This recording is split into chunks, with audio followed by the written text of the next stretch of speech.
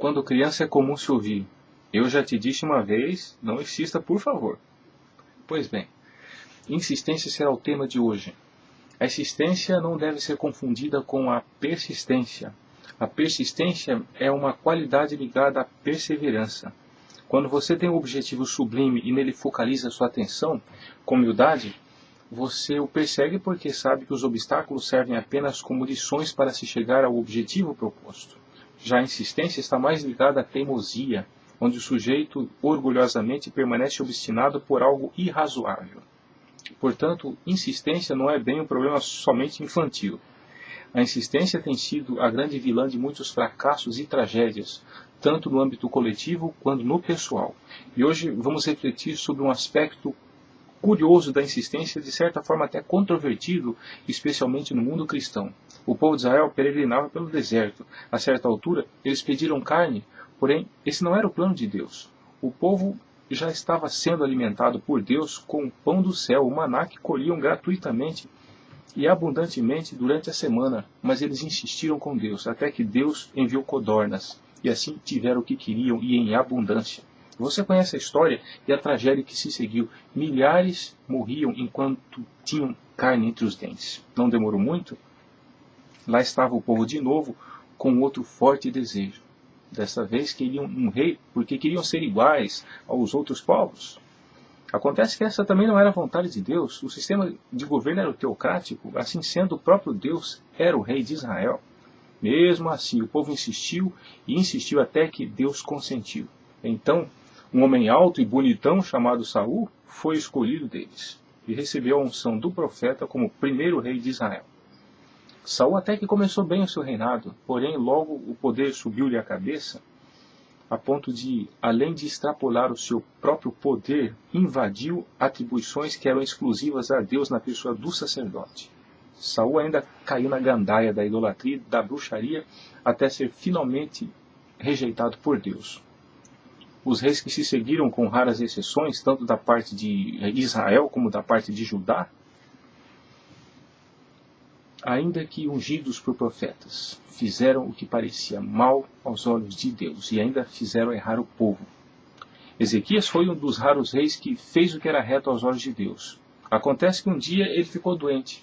A doença seria fatal. Você pode acompanhar essa história em 2 Reis, no capítulo 20.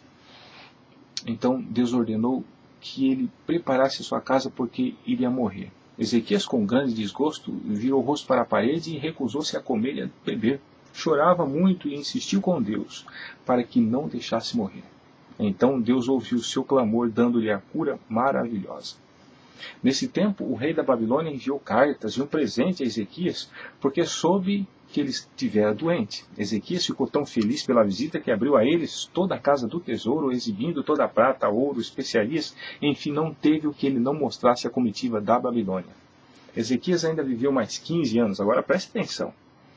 Aquele mesmo povo veio depois e saqueou todos os tesouros, tudo foi levado para a Babilônia. Foi também durante esse tempo que nasceu seu filho Manassés, que foi pior do que os reis que eles próprios haviam destruído.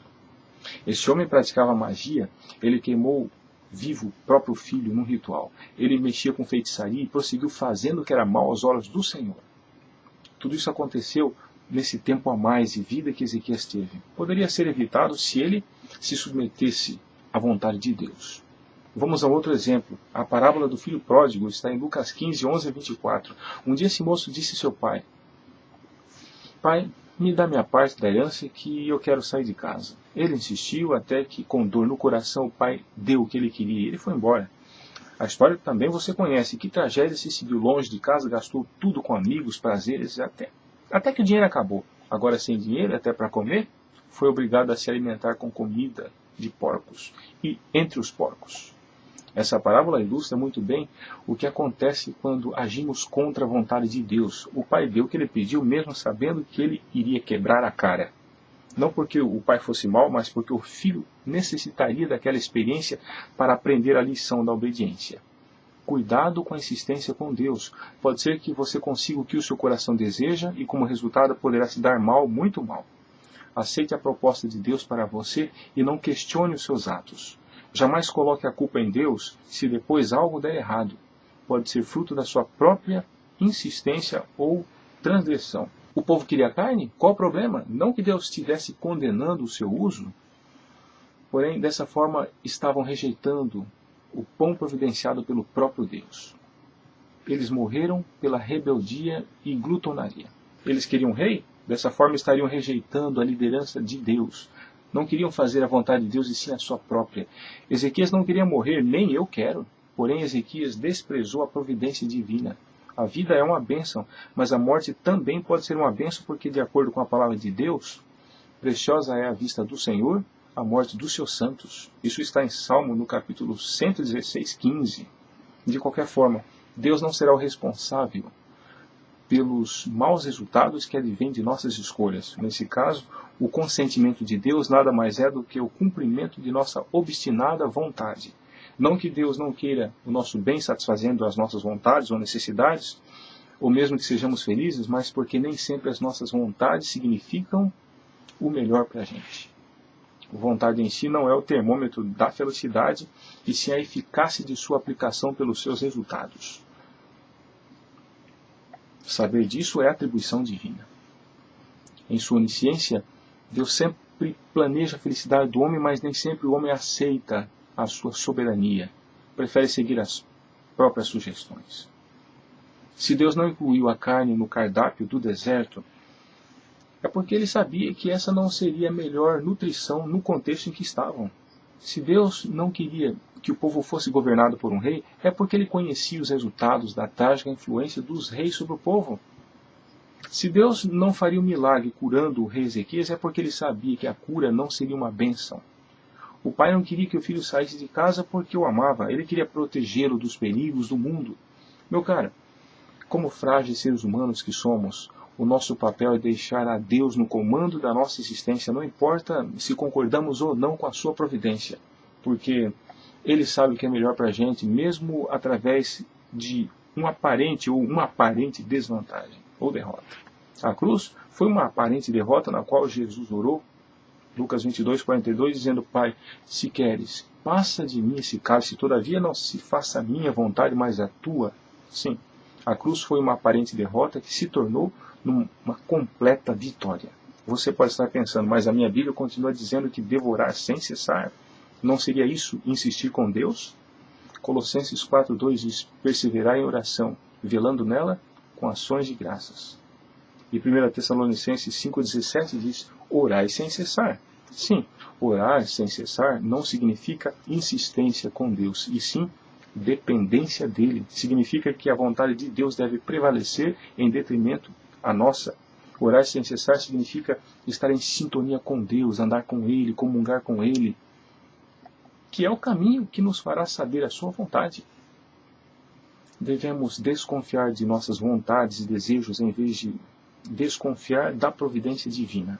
Não significa que não devemos possuir vontade própria, mas que elas estejam de acordo com a vontade de Deus, porque a vontade natural do homem está inclinada para o mal. Saber a vontade de Deus é conhecê-lo. Elias orou 7 vezes por chuva. Ele não insistiu com Deus, porque Deus já havia prometido que mandaria chuva. Elias insistiu para que o seu ego, pela vitória do Carmelo, fosse quebrado. Quando isso aconteceu, a chuva veio. Paulo orou 3 vezes pedindo a cura. Deus respondeu dizendo não. Ele se submeteu e encerrou o assunto. O próprio Jesus Cristo orou 2 vezes pela libertação do cálice, mas submeteu-se inteiramente à vontade de Deus e também encerrou o assunto. Existem pessoas que chegam a dar ordens a Deus em suas petições egoístas. Ó Deus, preciso me casar, manda uma namorada para mim desde que seja felizbina. E insiste até conseguir, mesmo que a felizbina seja uma descrente. Se casa com ela e logo percebe o erro. Tarde demais, porque Deus odeia o divórcio. Não coloque a culpa em Deus dizendo: ah, por que permitiu isso? Nem na felizbina: ah, porque aceitou. Agora, felizbina infeliz, você infeliz pela infeliz escolha. Infelizmente. Pobre do Felisberto, que acabou de nascer. Eu não estou dizendo que você deve parar de orar sobre o assunto que te incomoda ou sobre algum desejo que está no seu coração. Não, absolutamente. Continue orando enquanto não veio a resposta. e quando vier, submeta-se a ela, seja qual for. Isso definitivamente não é insistência. A insistência é egoísta, hipócrita e teimosa. Devemos deixar a nossa vida nas mãos de Deus, na certeza de que Ele tem a melhor solução, ainda que for a morte. Muitas vezes não entendemos a vontade de Deus, principalmente quando alguma tragédia nos alcança. Porém, vamos confiar no seu comando, porque para Deus nem a morte significa o fim de todas as coisas, como disse. Ele tem uma vida eterna à sua e à minha disposição. Quando Jesus esteve entre nós, Ele nos deixou o grande modelo de oração a ser seguido em todas as circunstâncias da vida. É a oração do Pai Nosso, onde diz: seja feita a tua vontade, assim na terra como no céu. É impossível insistir com Deus quando deixamos que sua vontade prevaleça em nossa vida. Com essa maturidade cristã, estaremos mais preparados para enfrentar com serenidade os embates e dificuldades do dia a dia. Pense nisso.